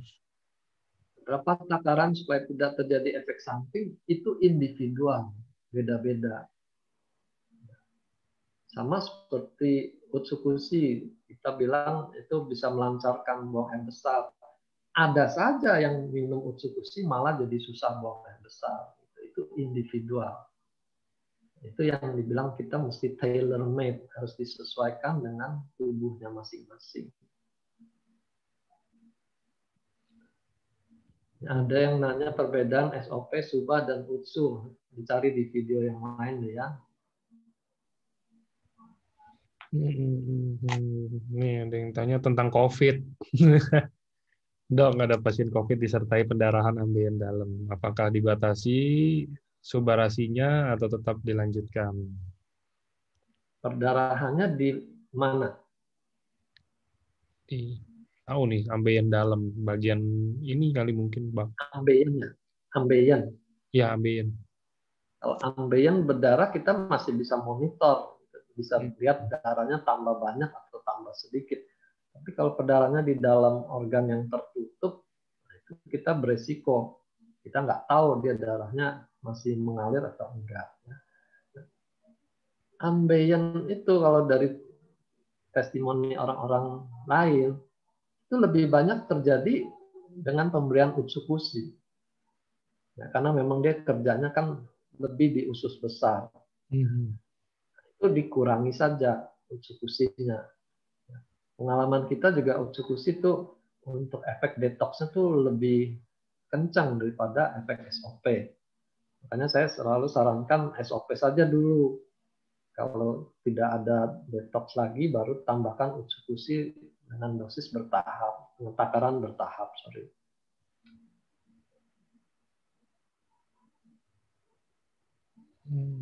Ada ini pertanyaan, pamannya sudah cuci darah tiap minggu, apakah bisa membaik lagi gitu ya. Nah, membaik itu kita jangan melulu tuh bahas ginjalnya gitu. Ada orang cuci darah tetap cuci darah, tapi kualitas hidupnya yang jauh lebih baik. Nah, itu mau disebut membaik atau enggak gitu ya. Nah, kita mesti melihat tuh secara holistik. Jangan melulu hanya indikator untuk ginjalnya. Ya. Ada yang cuci darahnya bisa berkurang 3 kali jadi 2 kali. Tentu itu tergantung waktu dia start minum, kondisi ginjalnya seberapa parah. Ya. Kalau fungsinya sudah total, nggak ada lagi sisanya, itu kan berarti dia sangat tergantung dengan cuci darah. Kita hanya bisa perbaiki kualitas hidupnya, perbaiki organ-organ lainnya yang belum terkena komplikasi itu. Ya. Leukemia dok bisa terbantu nggak? Yang tadi kan udah ada tuh di slide ya leukemia ya. Leukemia itu masuk kanker darah. Kanker darah itu berbeda dengan kanker lain yang bersifat padat, yang bisa diserang oleh NK cell, gitu, natural killer cell yang kita bisa harapkan dari efek utsukushi. Ya. Jadi dalam hal ini leukemia kita tidak lawan dengan utsukushi karena mekanismenya tidak sama dengan kanker lainnya. Jadi kita berikan subarasi dengan harapan regenerasi sel yang sehatnya itu lebih bagus lagi sehingga kerusakannya tidak tambah parah. Nah, kalau utsukushi mau ditambahkan juga, dia membantu untuk detox di ususnya. Karena usus yang sehat juga akan membuat tubuhnya lebih sehat. Ya.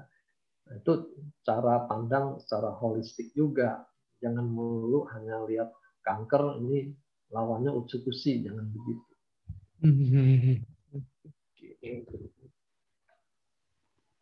Oke.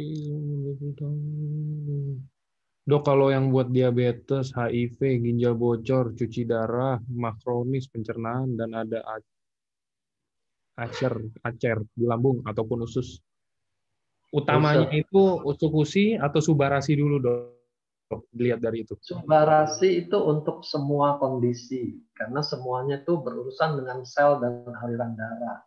Kita bisa perbaiki regenerasi sel, bisa perbaiki aliran darah, itu dampaknya itu sudah cukup banyak. Ya.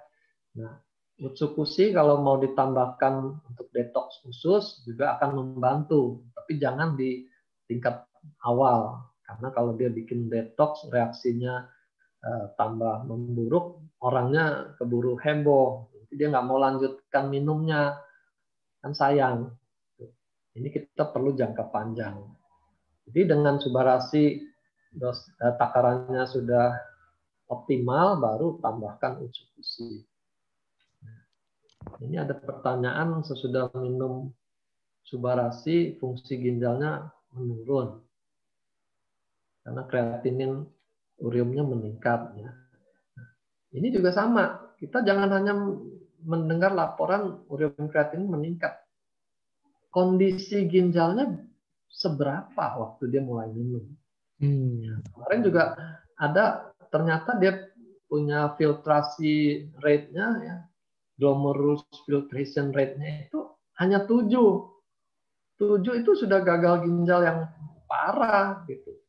Jadi naik turunnya itu memang bisa terjadi kapan saja, orang dia daya regenerasinya nggak keuber lagi gitu. Ya. Jadi jangan samakan semua ginjal tuh harus membaik kalau diberikan subarasi. Ya. Yang membaiknya cepat tentu karena kerusakannya belum berat. GFR-nya itu masih tinggi, masih 50, masih 40 gitu. Nah, kalau dia sudah 7, masa ceritanya mau disamakan dengan yang 40? Jadi kecilkan aja, selalu start low.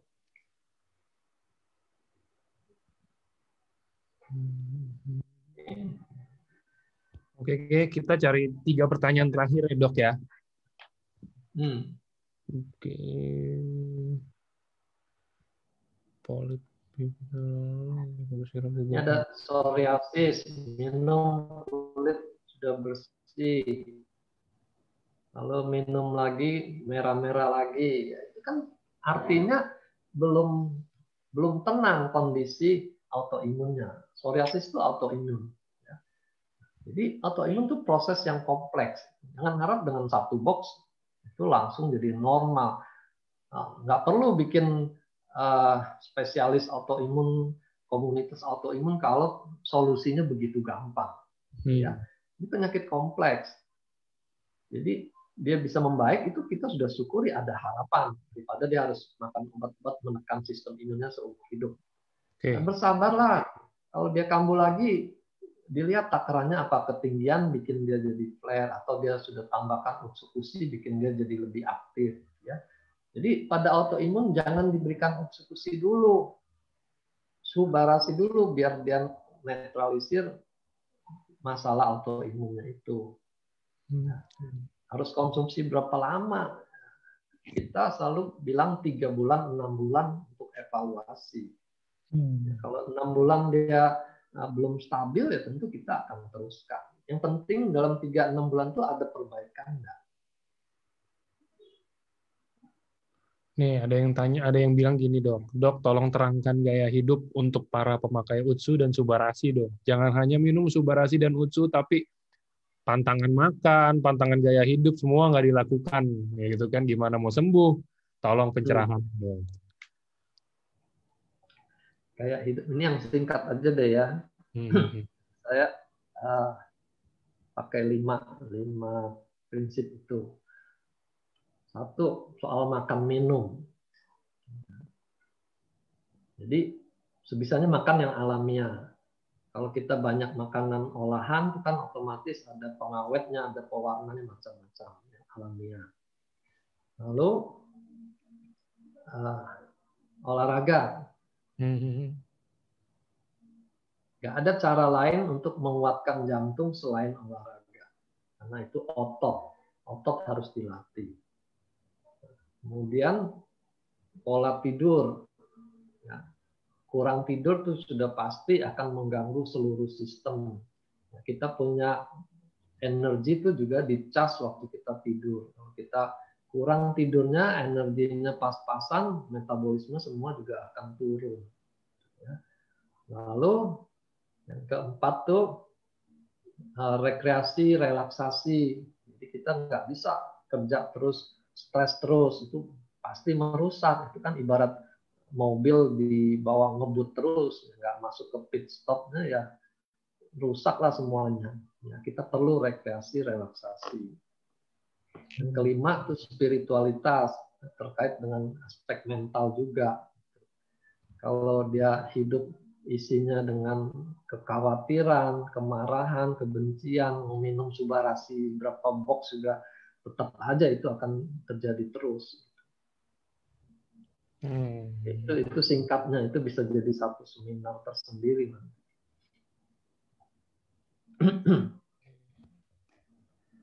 Oke. Adenomiosis, kekurangan elektrolit. Kalau kekurangan elektrolit, kekurangan vitamin, mineral, atau bahan gizi yang lain, jangan cari di Subarasi. Ya. Juga jangan promosikan ini suplemen yang paling lengkap. Itu kita bohongin orang. Ya. Produk kita bukan di kelengkapan seperti itu. Ya. Kekurangan elektrolit, ya cari elektrolit di sumber lain. Di air kelapa itu elektrolitnya banyak. Produk kita keunggulannya di peptidanya tadi, messengernya.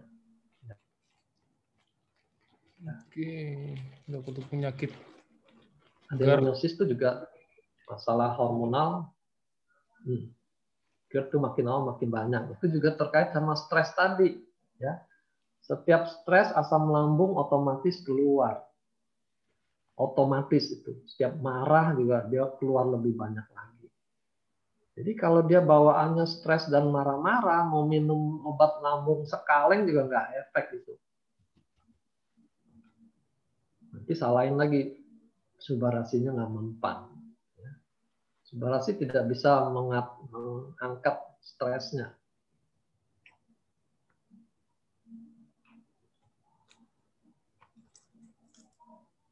Oke sih, kayaknya pertanyaannya udah keluarnya itu lagi kayaknya dok. Itu lagi. Pengulangan. Oke lah kalau gitu saya tutup aja. Ini udah pada live juga karena mungkin kalau yang di Indonesia Tengah apa segala macam udah mulai mau sholat maghrib ya. Oke. Jadi kalau gitu terima kasih Dokter Wijaya. Thank you. Sorry for the internet trouble. Gak apa-apa. Itu justru yang penting isinya seru dok. Oke. Thank you juga buat semua teman-teman. Nanti sampai ketemu di hari Senin. Tapi Senin itu nanti sama Pak Niko. Pak Niko akan bawain goal setting part 2. Bentar lagi akan di-blast. Oke.